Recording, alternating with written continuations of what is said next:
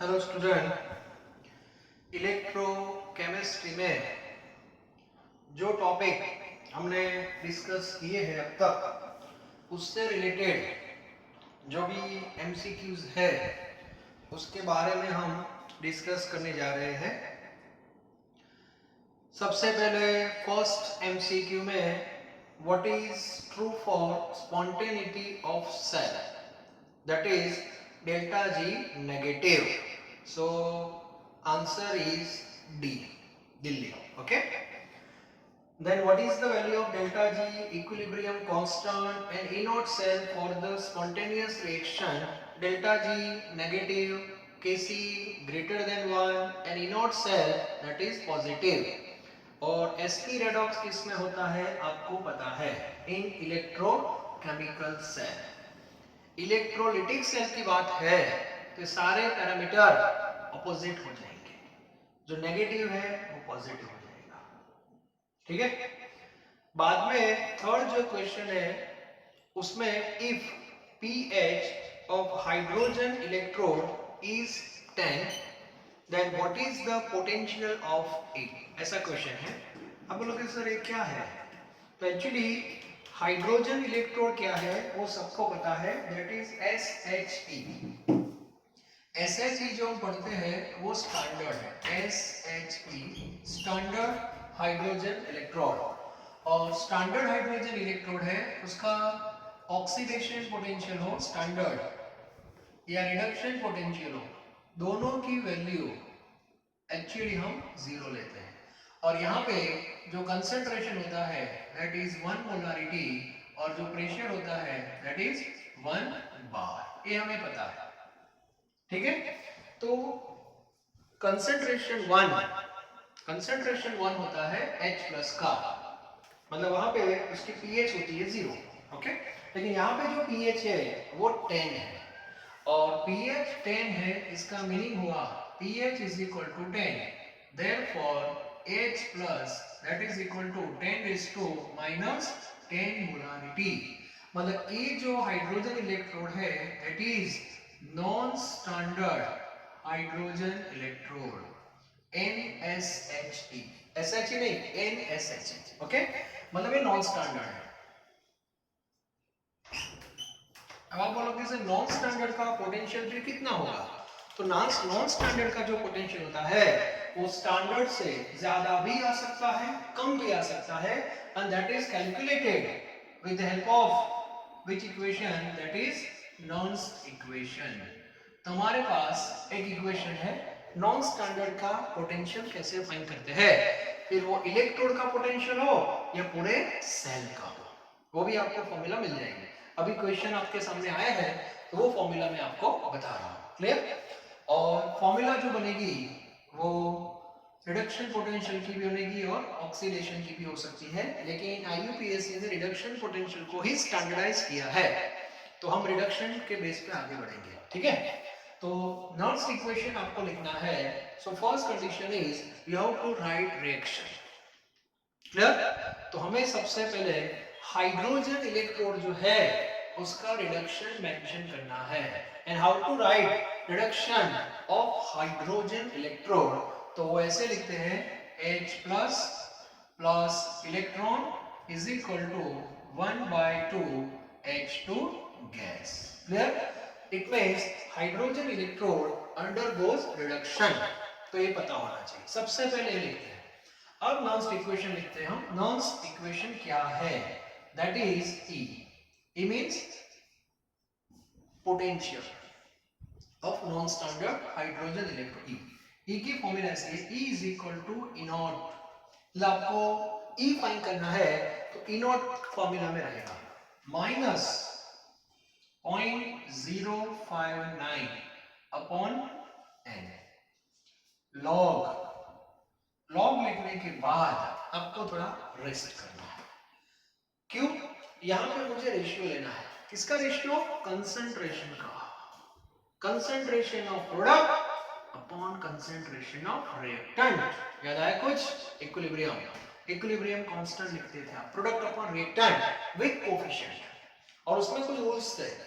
Solid और liquid का concentration हम कंसीडर नहीं करते हैं, आयन का कंसेंट्रेशन लेते हैं मोलारिटी में, और गैस के लिए हम क्या लेते हैं, प्रेशर लेते हैं। तो यहाँ पे आप देखो ये आपका इक्वेशन है, मतलब रेडॉक्स नहीं लेकिन रिडक्शन है। चलो ये तो गैस है प्रोडक्ट में, तो गैस में क्या लिखते हैं मुझे बताओ, PH2 लिखते हैं, दैट इज प्रेशर, और ये 1/2 है वो पावर में जाएगा। क्लियर? तो प्रोडक्ट हो गई, नीचे इलेक्ट्रॉन छोड़ दो H+ को ब्रैकेट में लिखते हैं, H+ का कोफिशिएंट 1 है तो यहाँ पे पावर 1 होगा। By using this equation we can find out electrode potential of non standard hydrogen. चलो अब E नॉट कितना लेंगे हम, वो तो 0 फिक्स है, ये रहा, ये तो फिक्स ही है 0 माइनस 0.059 n। आपने जो रिएक्शन लिखा रिडक्शन, उसमें चेंजिंग ऑक्सीडेशन नंबर कितना है, दैट इज 1। ओके, तो यहाँ पे आएगा 1। Then log pressure of hydrogen gas, mention नहीं किया है, मेंशन नहीं किया है तो आपको 1 लेना है, तो 1 का रूट तो 1 ही हो जाएगा। क्लियर? और H+ आपको लेना है 10⁻⁻10। क्लियर? अब 10⁻⁻- हो गया 0.059 लॉग, -10 ऊपर जाएगा तो प्लस हो जाएगा, ठीक है। और लॉग का रूल है 8 को आगे ले लो, इट मींस -0.059 into 10, और लॉग 10 क्या होगा 1, so final answer -0.59 volt, and this is E। Clear? ये आपका आंसर होगा। So by this way we can calculate non standard potential of non standard hydrogen electrode. तो ऐसे क्वेश्चंस आपको मिलेंगे। आगे भी थियोरी भी बाकी है, मतलब इसका जो फॉर्मूला जो है इसका कोई प्रूफ नहीं है, you have to just accept a formula.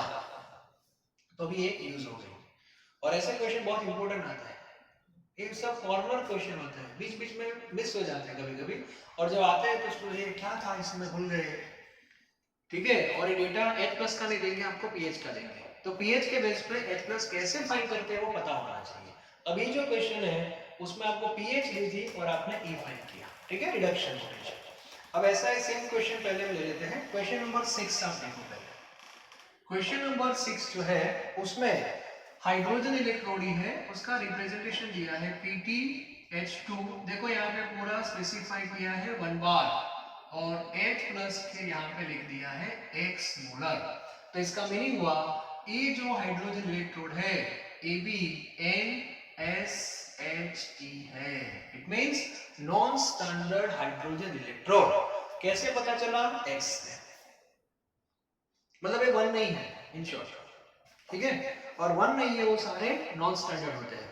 तो नॉन स्टैंडर्ड का पोटेंशियल इसमें उल्टा है, पोटेंशियल आपको दे दिया है, बट देखो सी ऑक्सीडेशन पोटेंशियल, तो ये बात इंपॉर्टेंट है। तो यहाँ पे जो पोटेंशियल दिया है वो ऑक्सीडेशन, नॉर्मली अभी ऑक्सीडेशन पोटेंशियल देते नहीं है, फिर भी पता होना चाहिए, ठीक है। तो ऑक्सीडेशन पोटेंशियल दे दिया है आपको, कितना दिया है 0.118। इसको आप रिडक्शन में कन्वर्ट कर सकते हो, लेकिन चलो एक ऑक्सीडेशन में ट्राई कर लेते हैं, कोई बात नहीं, आंसर में कुछ फर्क नहीं पड़ेगा। ऑक्सीडेशन पोटेंशियल दिया है और आपको पीएच फाइंड करनी है, पीएच, ठीक है। चलो सबसे पहले ऑक्सीडेशन पोटेंशियल दिया है, तो हम जो रिएक्शन लिखेंगे वो ऑक्सीडेशन के फॉर्म में लिख रहा हूं मैं, ऑक्सीडेशन, ये रिडक्शन के फॉर्म में था, अब मैं ऑक्सीडेशन लिख रहा हूं, तो ऑक्सीडेशन का फॉर्मेट कैसा होगा, 1/2 H2 gas gives H+ electron. Clear? बाद में नॉन्स equation E = E0 minus 0.059 upon n log product upon reactant. तो इसमें H+ ऊपर आएगा एज अ न्यूमरेटर ब्रैकेट में H+ और नीचे PH2 power 1/2। Clear? Now E is given, ये आपको दिया है 0.118। E नॉट तो 0 ही होता है, SH का E नॉट, फिर वो ऑक्सीडेशन का हो या रिडक्शन का हो तो 0 ही होता है, माइनस 0.059 n = 1, और यहाँ पे log H+ और नीचे भी 1 हो जाएगा, प्रेशर 1 बार दिया है। हाँ, यदि यहाँ पे 2 बार दिया है तो यहाँ पे 2 लिखना पड़ेगा, तो 2 का रूट नहीं करना पड़ेगा, 4 बार दिया है तो 4 का रूट दैट इज 2 आ जाएगा, तो क्लियर होना चाहिए। चलो अब इसको यहाँ नीचे लेते हैं 0.118 upon 0.059 is equal to minus, okay. Division का रूल क्या है सबको पता होना चाहिए, log h plus minus log 1।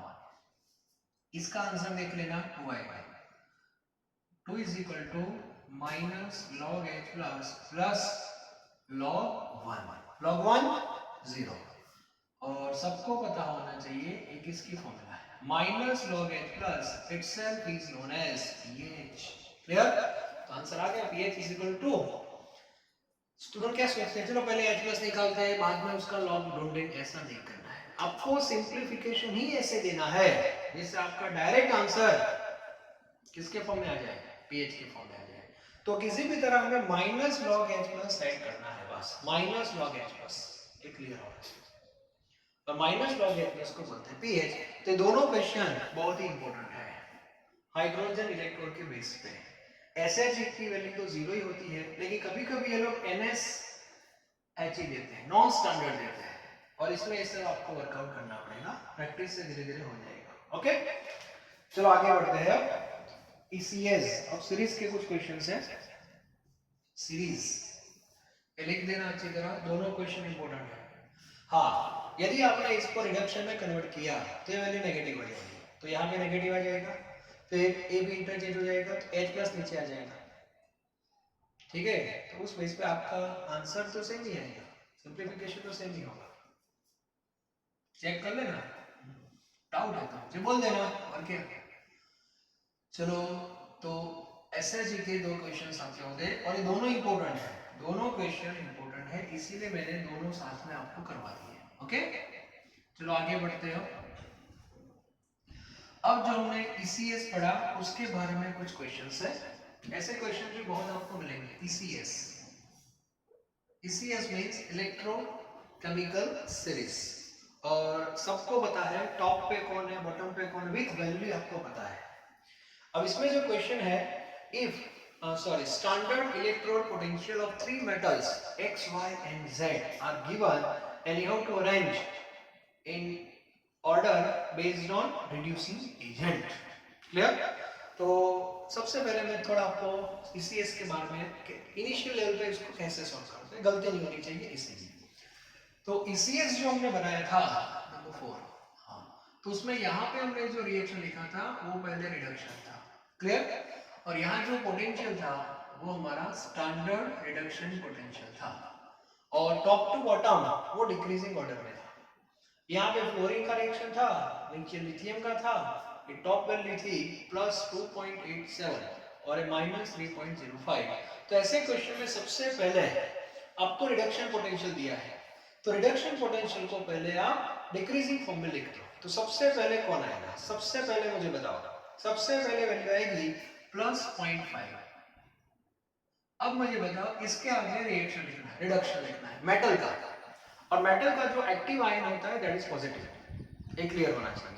तो 0.5 वैल्यू किसकी है, Y की है। तो यहाँ लिखना कैसे है, लिखना ऐसे है Y plus electron is equal to Y solid, ऐसे लिखना है, क्लियर।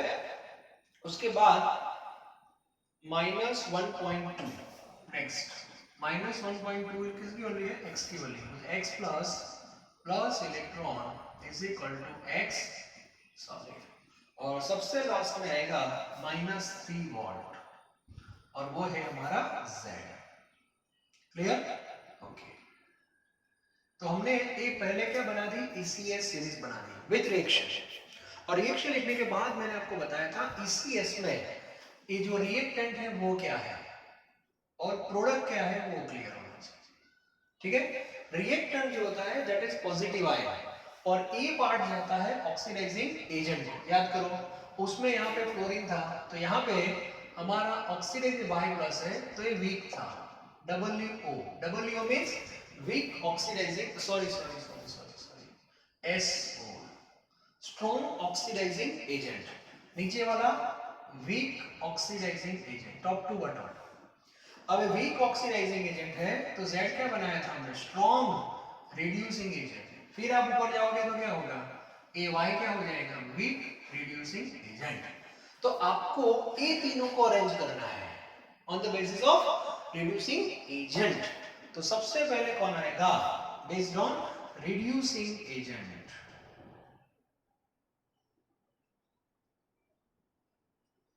तो रिड्यूसिंग एजेंट स्ट्रॉन्ग ये है, मतलब पहले Z आएगा, उसके बाद X आएगा और उसके बाद Y आएगा। तो मेटल को अरेंज करना था, मेटल के, हाँ हमारा आंसर आ गया ZXY, that is C option, ठीक है। ये मेटल को अरेंज किया, मेटल को जो आप अरेंज करते हो that is based on reducing agent के बेस पे अरेंज कर सकते हो। हाँ, मेटल के आयन के अरेंज करने हो, आयन को लाइक दिस, तो वो अरेंजमेंट होगी ऑक्सीडाइजिंग एजेंट के बेस पे। तो ये भी आपको पता होना चाहिए। तो ऑक्सीडाइजिंग एजेंट, तो ऑक्सीडाइजिंग एजेंट में सबसे स्ट्रॉन्ग कौन होगा, तो Y प्लस, तो उल्टा हो जाएगा, मतलब Z प्लस सबसे लास्ट में रहेगा, मतलब ऐसा ऑर्डर हो जाएगा। देखो ये भी इंटरेस्टिंग क्वेश्चन है, मतलब ECS से नंबर ऑफ क्वेश्चंस हम बना सकते हैं, ठीक है। तो मेटल को अरेंज करना था तो रिड्यूसिंग बेस पे अरेंज करना था, लेकिन उसके आयन को अरेंज करना है तो A फॉर्म में अरेंज कर देंगे। नॉर्मल क्वेश्चन A फॉर्म में आता है, लेकिन जी नीट ऐसा concept should be clear, okay. तो ये परफेक्ट आपका होना चाहिए। और रिडक्शन पोटेंशियल का ऑर्डर क्या था, रिडक्शन पोटेंशियल का जो ऑर्डर दिया है उसमें सबसे पहले था Y, उसके बाद था X और उसके बाद था Z, क्लियर। तो ये रिडक्शन पोटेंशियल जो हमारी तीन मेटल थी उसका रिडक्शन पोटेंशियल का ऑर्डर था, और इसके बेस पे ये रिड्यूसिंग का ऑर्डर है। तो पूरा जो ऑर्डर है दैट इज टोटली अपोजिट, ऐसा ही है ना। तो रिडक्शन पोटेंशियल और रिड्यूसिंग एजेंट का जो ऑर्डर होता है दैट इज टोटली अपोजिट। तो ये क्लियर होना चाहिए, मतलब ऐसे क्वेश्चन में कभी कभी गलती हो जाती है, और गलती न हो इसीलिए उसका बॉटम बेस क्लियर होना चाहिए, और बेस हमारा है ECS, और ECS में फ्लोरीन और लिथियम का कॉन्सेप्ट क्लियर होना चाहिए। फ्लोरीन में यहाँ पे F2 था, याद है ना, F2 इलेक्ट्रॉन गेन करता था और F माइनस बनाता है, क्योंकि वो नॉन मेटल है।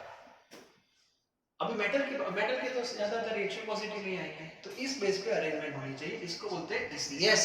तो ECS का जो इंपॉर्टेंस है वो क्लियर होना चाहिए, ओके। चलो अब आगे बढ़ते हैं। तो ऐसे क्वेश्चन को कैसे सॉल्व करना है सबके दिमाग में सेट हो गया होगा। चलो नंबर 5, अब नंबर 5 जो है, again there are three metals A, B and C has reduction potential. चलो फिर से एक बार हम रिडक्शन पोटेंशियल के बेस पे अरेंजमेंट कर देते हैं तीनों मेटल की। तो सबसे पहले आएगा 0.34, यस 0.34 मींस A। उसके बाद नेक्स्ट है -0.6 दैट इज C, और उसके बाद आएगा A।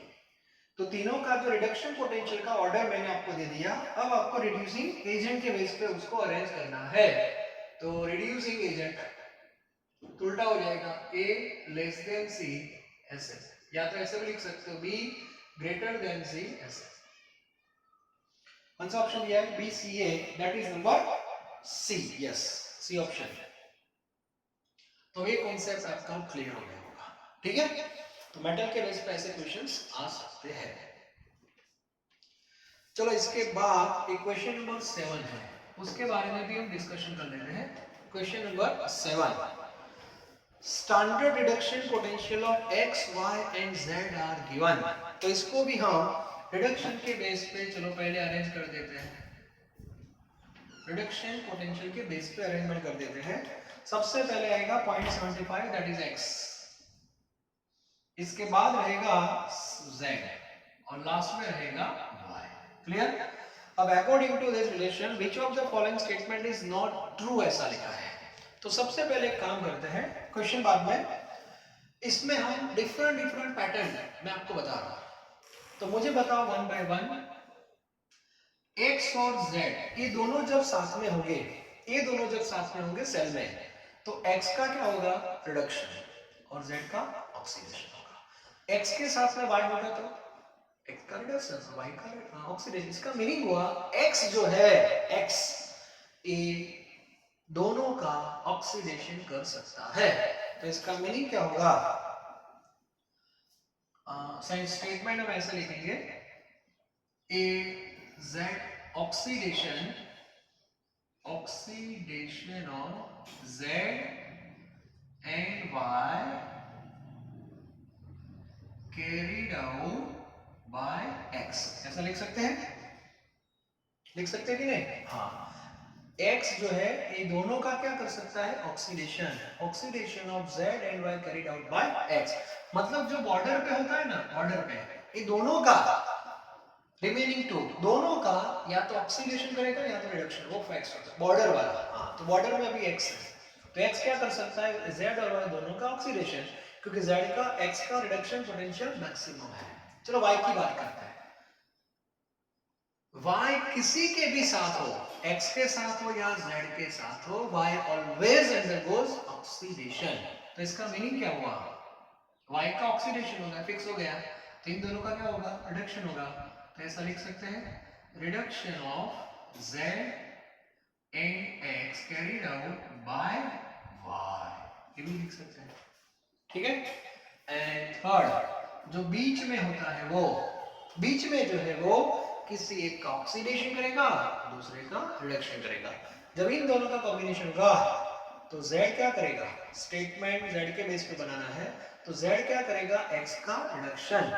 So oxidation of X, oxidation of X and oxidation of Y, yes, इन दोनों में Y का ऑक्सीडेशन, Z का reduction. Oxidation of Y, reduction of X carried out by Z, यस। ये तीन स्टेटमेंट हमारे सही है अकॉर्डिंग टू दिस, ये क्लियर होना चाहिए। अब क्वेश्चन 1 बाय पढ़ते हैं। पहला क्वेश्चन है, oxidation of Y is carried out by X and Y, ऐसा लिखा है। Oxidation of Y is carried out, इसमें थोड़ा गलती है। Oxidation of Y is carried out bye, sorry Y last में है ना, oxidation of Y is carried out by X and Y लिखा है, एक्चुअली X एंड Y नहीं है, X एंड Z है, यस। तो एक काम करो, Y नीचे है कि नहीं, तो oxidation of Y is carried out by X as well as Z, तो ऑप्शन में करेक्शन कर दो, जो पीछे लास्ट में जो Y लिखा है वहां पर Z कर दो, और आपका जो ऑप्शन ए है वो करेक्ट है, इसका मीनिंग हुआ। Okay, B, oxidation of X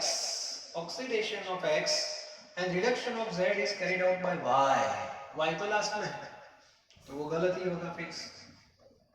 C, reduction of X and oxidation of Y is carried out by Z, yes, C सही है। D, reduction of X is carried out by Y and Z, तो D भी आपका सही है, मतलब answer आएगा B। False पूछा है, ट्रू है तो ऑल आर ट्रू। तो कौन किसका ऑक्सीडेशन करेगा, कौन किसका रिडक्शन करेगा, कौन किसको ऑक्सीडाइज करेगा, रिड्यूस करेगा, वो इसके बेस पे आपको पता चल जाएगा। बात समझ आ रही है? X का रिडक्शन पोटेंशियल सबसे ज्यादा है, मतलब X Y के साथ हो या Z के साथ हो, ऑलवेज अंडरगोज रिडक्शन, तो सामने वाले का ऑक्सीडेशन ही होगा। ठीक है, Y लास्ट में है, रिडक्शन पोटेंशियल सबसे कम है, सो Y always undergoes oxidation. Okay, और Z बीच में है, तो कंडीशन आएगी सामने X है कि Y है। तो ऐसे क्वेश्चंस भी आपको आने चाहिए इलेक्ट्रोकेमिकल सेल में। उसके बाद क्वेश्चन नंबर 8 जो था वो हमारा हो गया है। 9 जो है, which solution is filled in salt bridge, एक क्वेश्चन मैंने इसीलिए यहाँ पे रखा है क्योंकि ज्यादातर स्टूडेंट्स ये लिख के आ जाते हैं, सर केसीएल आपने लिखा है था, मैंने जो केसीएल लिखाया था वो कंसंट्रेटेड केसीएल था, ये डाइल्यूट है, और इसीलिए एप्रोप्रिएट आंसर आपका रहेगा D, Delhi, solution of aqueous ammonium nitrate. Okay, on which electrode is reactive, that is silver। तो आज का मेरा जो टॉपिक था एमसीक्यू बेस पे, मुझे ये सब आपको करवाना था। ईसीएस क्या है, एमसीक्यू लेवल पे कैसे क्वेश्चंस आते हैं वो आपको पता होना चाहिए। ओके, और नेक्स्ट लेक्चर में कुछ और एमसीक्यू के साथ हम आगे बढ़ेंगे। देखिए लेकिन सभी स्टूडेंट को एक रिक्वेस्ट है कि चैप्टर को साथ में लेके रहना है। बहुत लंबी चैप्टर है लेकिन हमें करना तो पड़ेगा ही। ठीक है, थैंक यू वेरी वेरी।